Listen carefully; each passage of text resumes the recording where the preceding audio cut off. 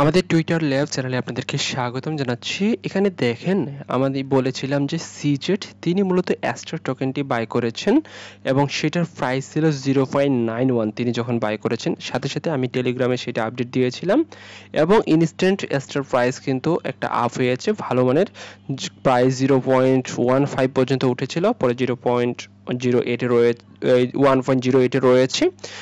এই যে ইনস্ট্যান্ট আপডেটগুলো সেগুলো মূলত আমাদের টেলিগ্রাম চ্যানেলে আপনি পেয়ে যাবেন, ডেসক্রিপশন বক্সে লিংক দেওয়া রয়েছে। এছাড়াও আমাদের স্পট ফিউচার সিগন্যাল আমরা প্রোভাইড করে থাকি, আপনি সরাসরি আমার সাথে কন্ট্রাক্ট করতে পারেন।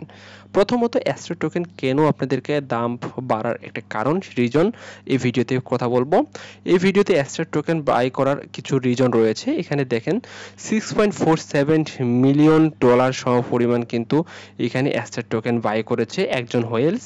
দেন আরেকজন হোয়েলস তিনি হচ্ছে 2.5 মিলিয়ন টোকেন মূলত অ্যাস্ট্রা টোকেন রিবাই করেছে। আর দেন আরেকজন হোয়েলস তিনিও মূলত 2.5 অর্থাৎ এটা কিন্তু একই নিউজ প্রায় অ্যাস্ট্রা টোকেন বাই করেছে। অর্থাৎ দেখবেন সিজেট এর পরে বড় বড় হোয়েলস যেগুলো যারা রয়েছে তারা কিন্তু কন্টিনিউয়াসলি অ্যাস্ট্রা টোকেন বাই করে যাচ্ছে। সেক্ষেত্রে আমি আপনাদেরকে অ্যাস্ট্রা টোকেন বাই করার যে রেঞ্জটা দিয়েছিলাম সেখান এই যে বাই করা রেঞ্জ এই তিনটা রেঞ্জে কিন্তু আমি বাই করতে বলেছিলাম। অলরেডি আমরা কিন্তু দুই রেঞ্জে কিন্তু বাই করেছি। নেক্সট যে টার্গেট সেই টার্গেটটা কোথায় রাখবেন অ্যাস্ট্রা টোকেনের আপনারা অনায়াসে এই টোকেনটা কিন্তু $1.5 আপনারা সেল করার একটা আমি চান্স দেখতেছি, অর্থাৎ প্লাস $1.5 সর্বনিম্ন। এর উপরে কত যাচ্ছে এই মুহূর্তে কিন্তু বলা যাচ্ছে না, তবে আপনারা $1.5 টার্গেট রাখতেই পারেন। কেননা এখানে হোয়েলস ঢুকছে আর হোয়েলসটা যখন বাই করতে শুরু করে তারা কিন্তু কন্টিনিউয়াসলি বাই করতে থাকবে। অ্যাস্ট্রার ক্ষেত্রেও ঠিক এমনটাই আমি আশা রাখতেছি, তারা কিন্তু কন্টিনিউয়াসলি বাই করে থাকবে।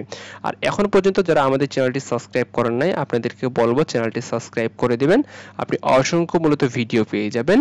আর অ্যাস্ট্রা টোকেন কিন্তু মার্কেট ক্যাপ হিউজ, এটা কিন্তু ভাই খারাপ প্রজেক্ট না, কেননা তারা কিন্তু মূলত কন্টিনিউয়াসলি ভালো করে যাচ্ছে এবং ভালো করবে এটাই আশা রাখি। কেননা এই প্রজেক্টে বিএনবি ব্লকচেনে রয়েছে এবং তাদের নিজস্ব ডিসেন্ট্রালাইজড এক্সচেঞ্জ রয়েছে, যেখান থেকে আমরা যে সকল কয়েনগুলো সেন্ট্রালাইজড এক্সচেঞ্জ অর্থাৎ বাইন্যান্স টাইলেন্স বাদ দিয়ে লিস্টিং নেই সে সকল কয়েনগুলো কিন্তু তাদের এক্সচেঞ্জে আমরা কিনতে পারবো, অর্থাৎ ওয়েব3 আমরা সরাসরি ট্রেড করতে পারবো।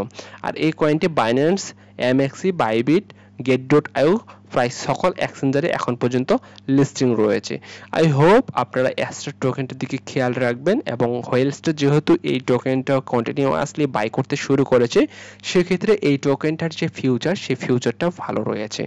ভালো থাকবেন, আল্লাহ হাফেজ।